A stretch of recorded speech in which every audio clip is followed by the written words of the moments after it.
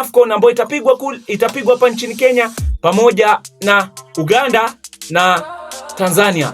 Na timu ya taifa ya Harambee Stars hii imejumuishwa katika kundi D, ambayo kundi hiyo inayo Afrika Kusini, Guinea na Eritrea.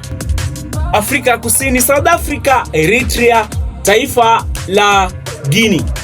Timu na pamoja na timu ya taifa ya Kenya.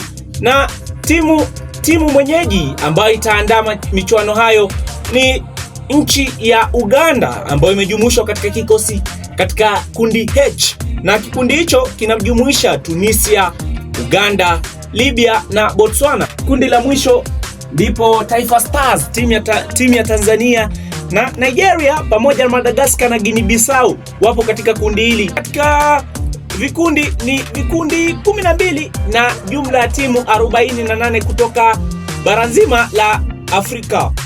Na makundi 12 yapo, ingawaje timu 24 ndizo ambazo zinatakiwa.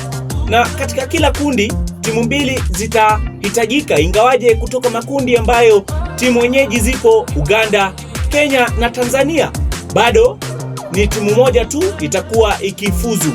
Sasa draw hii ilifanyika katika nchini Cairo, nchini Misri, katika mji mkuu wa Cairo.